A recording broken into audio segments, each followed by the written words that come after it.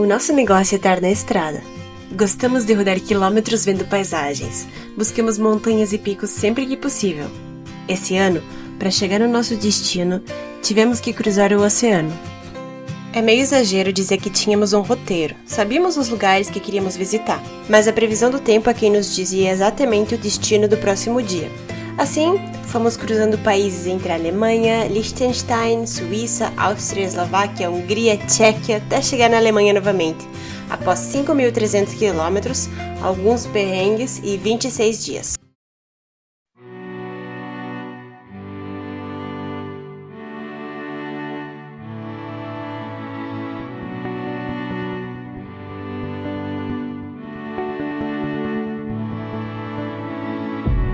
A gente entrou na Tchequia com a sensação de que a viagem estava chegando perto do fim, mas a Tchequia se revelou uma viagem à parte. O interior é deslumbrante e para quem pensa em visitar somente Praga, vai acabar perdendo um lado encantador e autêntico do país. Tudo foi novidade para nós, principalmente a comunicação. Zdržení asi hodinu a půl, osobním autem v levém pruhu se místy pouze. Letiště na D1 zdržení 10 minut. Další zelená na nejpozději za čtvrt hodiny.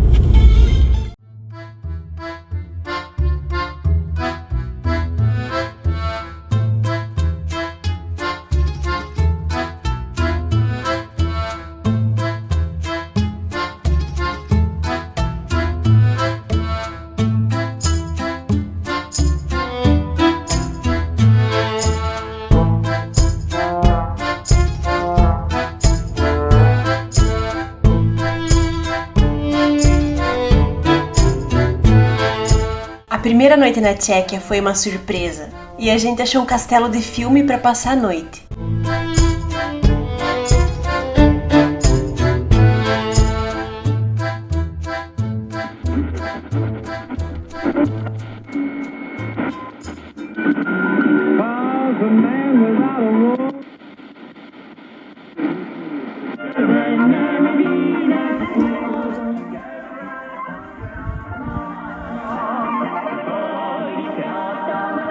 Foi como entrar num filme dos tempos da Segunda Guerra. Até o manual de bomba tinha como livro de cabeceira, mas eu não sabia ler em tcheco. Um idioma estranho não é sinônimo de gente esquisita. A recepção que tivemos nesse hotel foi a melhor de toda a viagem. Essa menina é a Radka Špalková.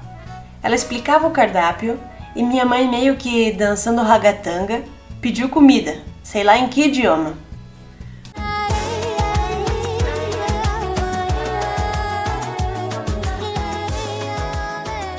No fim, já estava todo mundo falando tcheco.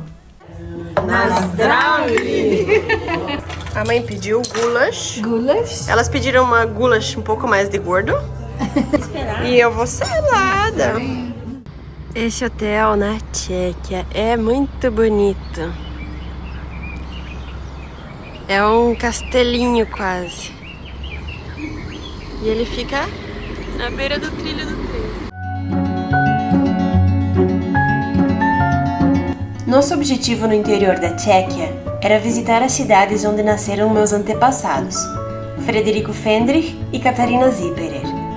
Como já disse no vídeo da Áustria, tem um primo historiador chamado Henrique Fendrich que investigou todas as informações possíveis sobre a nossa família. Graças aos blogs que ele mantém que aprendemos tudo isso. Apesar de terem se casado na Áustria e de lá emigrado para o Brasil, ambos nasceram no interior da Tchequia, que naquela época pertencia à Boêmia. Começamos pela cidade natal do tetravô Frederico, Lomnice nad Popelkou, e mal sabíamos pronunciar esse nome. Lomnice nad Popelkou. Popelkou. Era uma cidadezinha muito tranquila, de pouco mais de 5.000 habitantes. Na vila vizinha, Nova Ves nad Popelkou, fomos em busca da antiga casa dos nossos antepassados, do tetravô, pentavô, hexavô e, se duvidar, heptavô e adiante. Aquela era uma época de muita pobreza e fome, e foi por essas condições adversas que decidiram partir.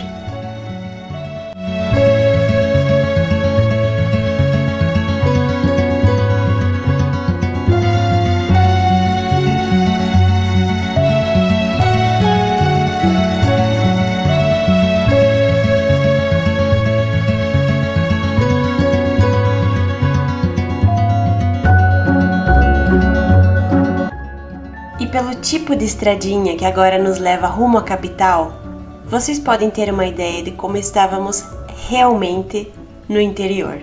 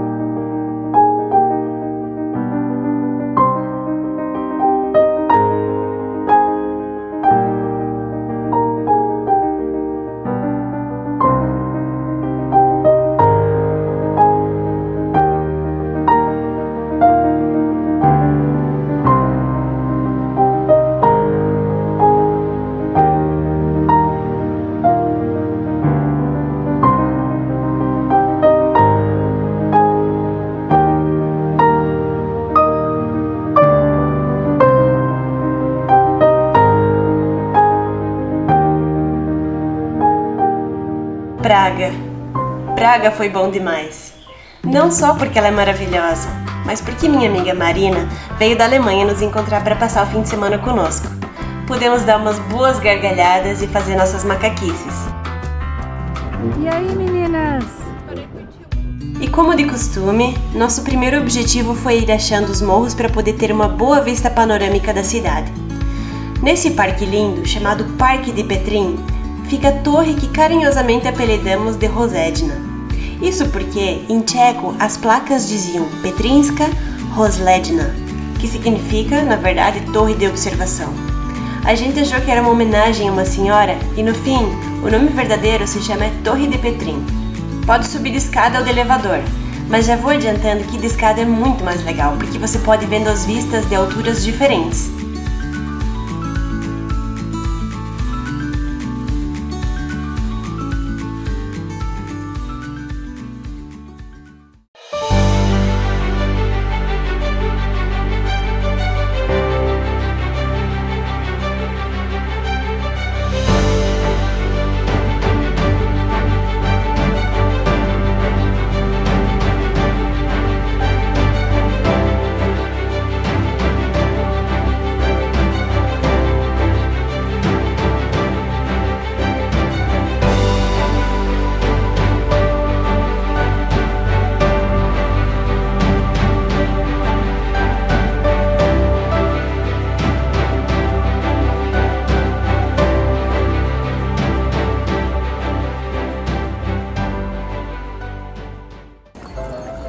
Aqui na frente da Torre da Edna, a gente vai encher nossa garrafinha com água fresquinha, porque todo mundo a essa altura já babou na nossa garrafa. Tá nojentona, então eu lavei o bico e vou encher. E agora o lanchão merecido para quem subiu tanta escada. E agora vamos aproveitar o funicular para descer. Pena que a gente não descobriu ele antes para subir, né?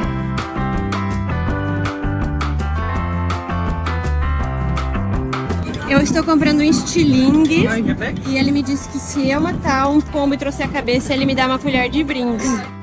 E a mãe veio faceira com uma carne dizendo que era boa e barata. Eu posso apostar que era do pombo. Olha só que pouca vergonha que esses caras vão ainda querer usar maconha.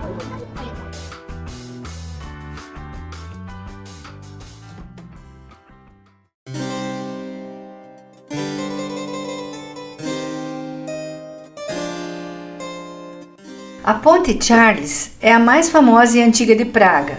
Começou a ser construída em 1357. Tem 30 estátuas de santos no percurso dos seus 516 metros. É um lugar incrível, onde você pode encontrar muitos turistas. Dizem que é sempre lotada, mas quando se fala em lotada, você não consegue imaginar a quantidade de pessoas ao redor.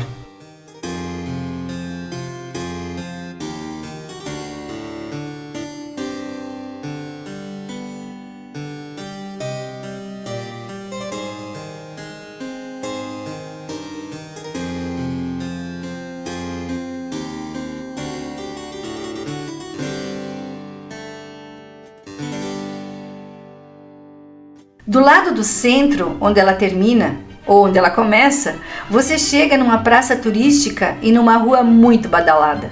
Você pode comprar lembranças, comer as comidinhas locais, observar a linda arquitetura ou simplesmente conhecer muitas pessoas que se esbarram pedindo desculpas nos mais variados idiomas.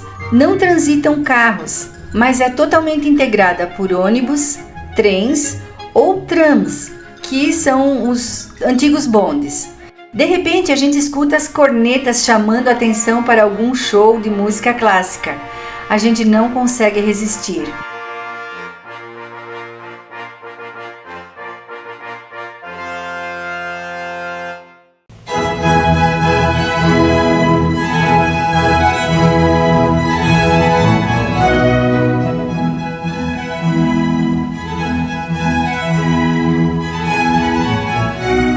Essa apresentação foi o ponto mais alto da nossa passagem por Praga. Não só pelo talento dos artistas, mas por ver criancinhas de 4 ou 5 anos sentadas assistindo do começo ao fim, como hipnotizadas. Meu, isso é demais!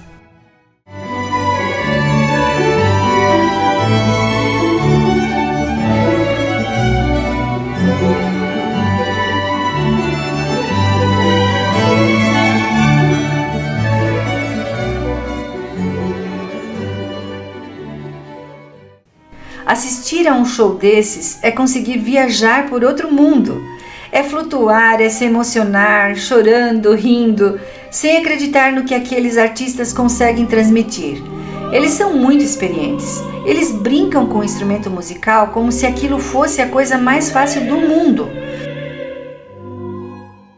Acabou um show e corremos para o outro como se pudéssemos repetir aquela dose de emoção. O segundo concerto era em outra igreja. Era tão frio que eles davam cobertas pra gente se acomodar. Mas o programa era igualmente rico.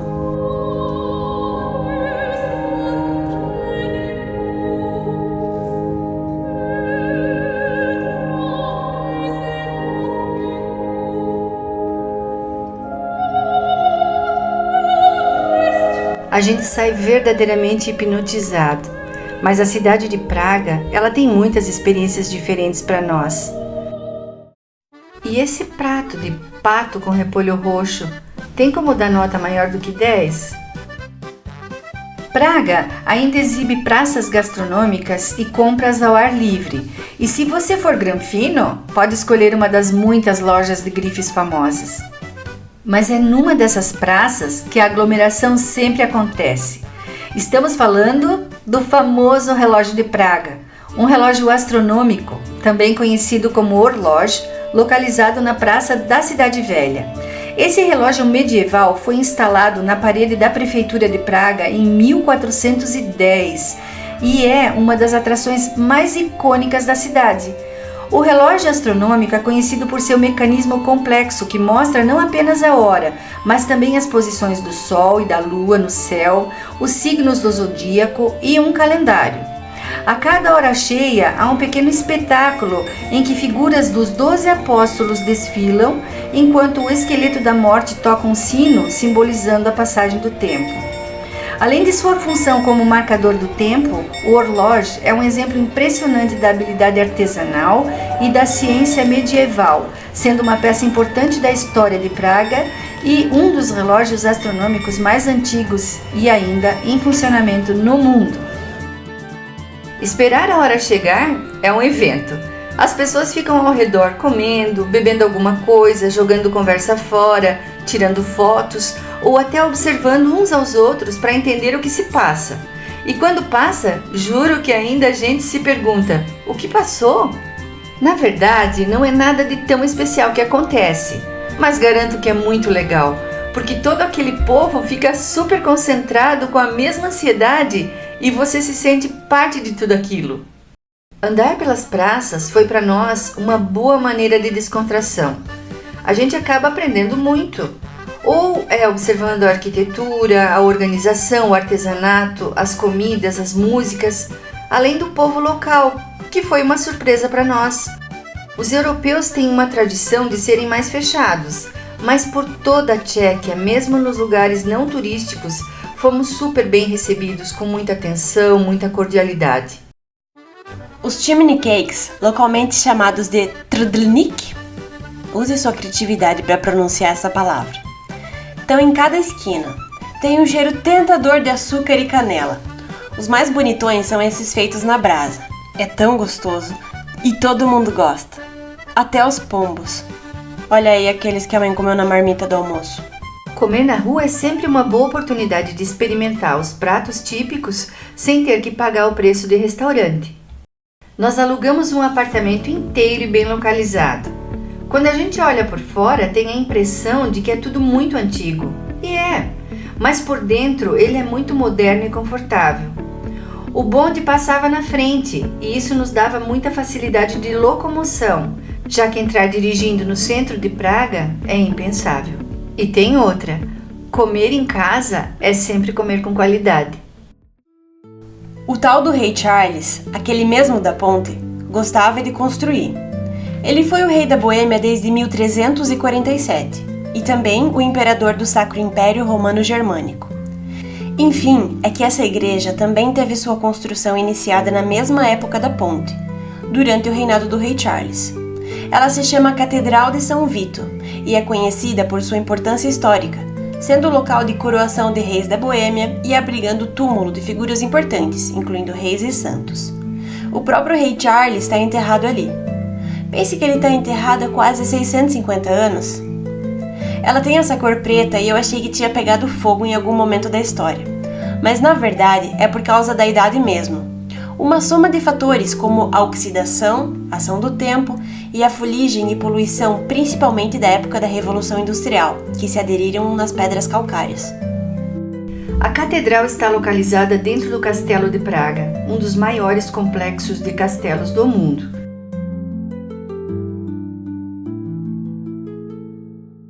Por estar no alto, ele oferece uma vista panorâmica deslumbrante da cidade e do rio Vltava. E que cidade linda! Cada vez que você entra no centro, na parte antiga, ela parece diferente porque tem sempre gente nova. Olha como a minha mãe é Potterhead. Ela pensa, eu penso na minha... Ela comprou uma torre de Praga que Me fez assistir Harry 56 Potter. vezes. Mas mesmo assistindo 56 vezes, ela não se ligou quando a gente passou pela frente do Gringotts ou pela estação Ogized. Aliás, podemos dizer que Praga é um show. Na sua arquitetura, nos detalhes, nos jardins, no transporte, na música, na gastronomia, na sua estrutura turística. É uma cidade que te convida a voltar. Tem muitas coisas para fazer e conhecer. Não parece uma cidade grande, porque ela te acolhe, porque ela te abraça. Você pode chegar de carro, ônibus, trem, avião, mas com certeza é andando pelas ruas que você vai entender que essa é a Praga boa, é a Praga que a gente quer que pegue. Os tchecos são responsáveis por uma das maiores alegrias do povo brasileiro. Aliás, não só do povo brasileiro, como de boa parte do mundo. Estamos chegando na cidade de Pilsen, conhecida mundialmente por ser o berço de um dos estilos de cerveja mais populares, a cerveja Pilsner. Foi aqui que, em 1842, os mestres cervejeiros da cidade criaram pela primeira vez uma cerveja dourada, leve e refrescante. Isso foi um divisor de águas na produção de cervejas mundial, já que antes disso, elas eram bem diferentes do que conhecemos hoje. A maioria era escura, turva e com sabores muito mais intensos, por causa da falta de controle sobre o processo de fermentação e os ingredientes usados. Quando os mestres cervejeiros da Pilsen desenvolveram o processo de fermentação a frio, deram origem ao estilo que hoje chamamos de Pilsner. Na zdraví! Para nós, ein Prosit! Ou simplesmente saúde! Se você quiser beber uma cerveja, eles têm uma estrutura ao ar livre. Ou ainda, pode fazer uma visitação na empresa para conhecer o processo de produção.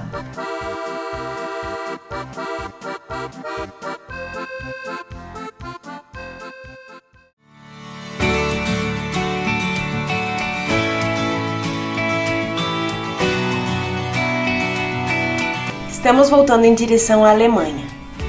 Mas antes de cruzar a fronteira, tínhamos ainda uma visita importante, a cidade de Fleck, onde nasceu a tetravó Katarina Zipperer. Era um final de domingo e tínhamos reserva para uma acomodação na localidade vizinha. Foi difícil encontrar uma alma viva, parecia tudo mal assombrado, e inclusive a nossa pensão. Como se não bastasse, o cemitério era nosso vizinho. Sabe, se você tiver a oportunidade de aprender um idioma, faça isso, porque a falta do tcheco deu o que falar. Apareceu a dona do hotel, que não falava um oi em inglês, e a internet estava pior do que os enterrados ali do lado, não dava sinal de vida. Senti que eu levei uns vários xingões em tcheco, mas como eu não entendi, passou batido. Meu estágio no jogo Imagem e Ação fez a diferença, porque entre mímicas de um lado para o outro, eu descobri que não tinha jantar no hotel e nem restaurante nas imediações. Rodamos uns 10 quilômetros de volta atrás de alguma comida, lembrando que nos domingos os supermercados não abrem. E sabe o que nos salvou? O boteco da Eliska. Uma mesa de homens jogando cartas e bebendo cerveja. Faltavam 5 minutos para fechar. E lembram daquela cordialidade da qual falamos? A Eliska era a exceção. Ficou indignada em ter que preparar 2 pizzas para nós. E isso só foi possível graças à ajuda de um dos frequentadores do bar que tinha celular e sabia usar o tradutor. A mãe, ela nunca se contenta com a informação sem puxar conversa com as pessoas. E foi aí que a coisa começou a parecer uma comédia. Ela quis explicar a razão pela qual estávamos lá e olha o que saiu. Tohle mi došlo, že prababička už bude mrtvá. Ocorreu-me que minha bisavó já estará morta.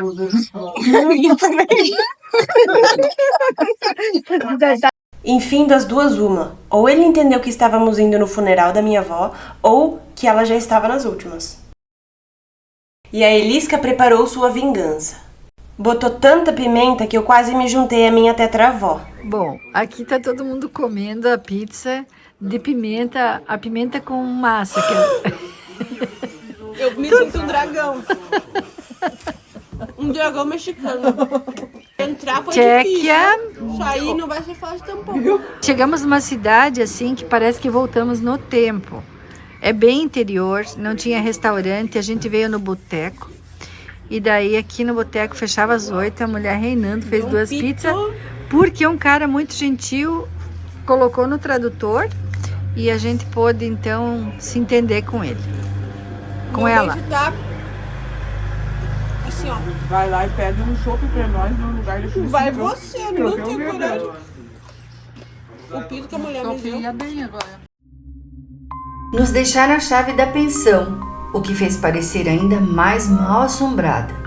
Mas os vizinhos do cemitério tinham todos sobrenomes conhecidos na nossa cidade.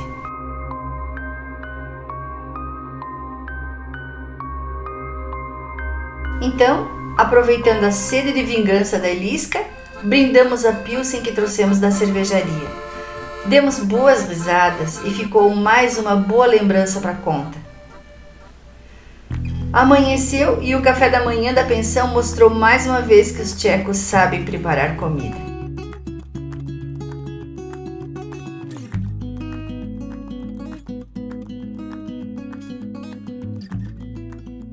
Dessa vez sem pimenta.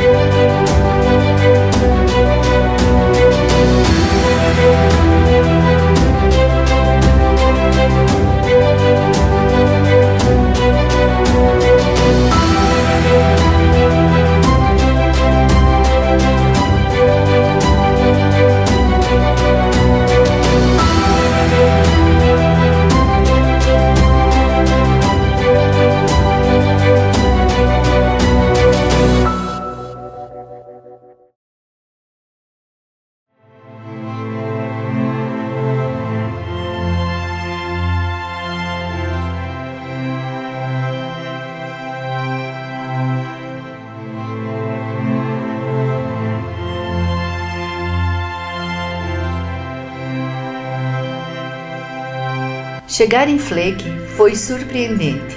Nós esperávamos uma cidadezinha e encontramos foi uma vila rural, melhor do que a encomenda, para quem adora o interior? A imaginação corre solta, pensando em como era a vida ali há mais de 150 anos atrás. Como eles viviam? A história conta que partiram em busca de uma vida melhor, e a gente se pergunta como era drástico sair dali para ir morar em Viena e, mais ainda, para migrar para o Brasil. A vila dá sinais de que provavelmente já foi maior do que é hoje. Tem um monumento com muitos nomes em homenagem aos soldados que morreram na Primeira Guerra. E não coincidentemente, encontramos um Zipperer dentre eles. Jonas Zipperer provavelmente foi um remanescente da família que ficou por lá. A Catarina migrou para o Brasil em 1875, muito antes da Primeira Guerra. Nos perguntamos se em 2024 ainda tem um Zipperer morando por ali, mas não encontramos absolutamente ninguém para responder. Eu me peguei pensando, se eu tivesse que escolher entre as cidades do tetravô ou da tetravó para morar, eu sem dúvida alguma escolheria aqui. Aquelas fazendas com cavalos, vacas, galinhas, rolos de feno e cheiro de sítio, eu não queria mais nada. É a minha cara. Muitas pessoas nos acham corajosas. Sim, somos corajosas viajando num bom carro, com GPS, internet, conforto e tecnologia.